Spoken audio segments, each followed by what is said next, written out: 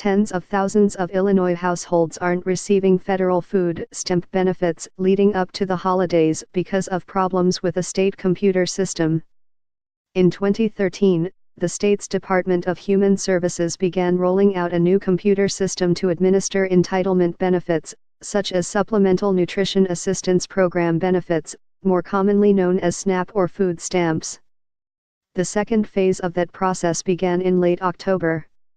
In November, more than 40,000 households lost their SNAP benefits, some of which have since been restored, according to state officials. As of earlier this week, more than 30,000 households remained without SNAP benefits, escalating frustrations at local benefits offices.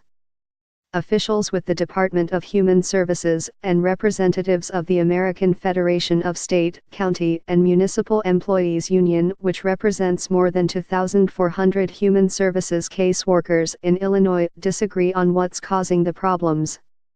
But both sides say they hope to restore benefits as soon as possible for those who are eligible. Chicago resident Edna Marshall and her family are still waiting for their SNAP benefits. Marshall, 31, in late October filed for food assistance for herself and 6 of her children, 2 of whom have disabilities, after she missed a deadline earlier that month to renew her benefits. Almost 2 months later, she said she still hasn't received any benefits. Caseworkers have told her the delay is because of the state's new system, Marshall said. "We've got to feed our kids," said Marshall, who lives in the city's Gresham neighborhood. "I've been feeding my kids with my rent money." State officials acknowledge the launch of the system's second phase hasn't gone smoothly, but say the system eventually will be more efficient and easier to use for the 1.8 million people in Illinois who receive SNAP benefits.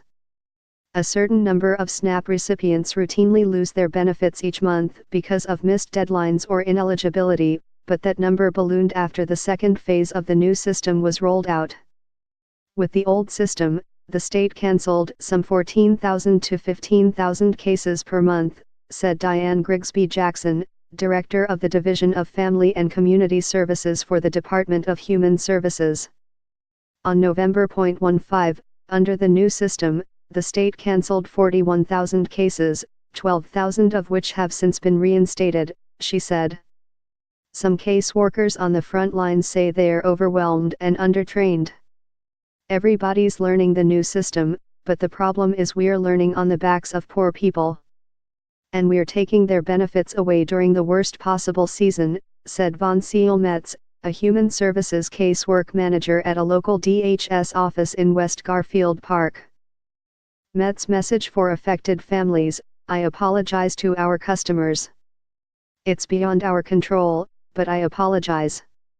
Every 6 months, a person receiving SNAP benefits has to complete an application that recertifies eligibility.